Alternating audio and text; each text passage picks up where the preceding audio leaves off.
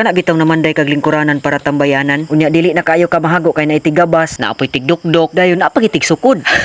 Dali ra kay nahuman. Tanawa di ba okay kayo? Pachuchuyan pa naton agamay butangan nig lamisa pikas-pikas goods kayo tambayan. Ilimno nalay kulang ani. Terada na to karon kay nindot malagi ang dagan sa panahon ang mamanday na punta ni. Once again ako res chan ako'y pangarap sa akong kinabuhi pero wala pa ko kabalo ug sa gid akong pangarap.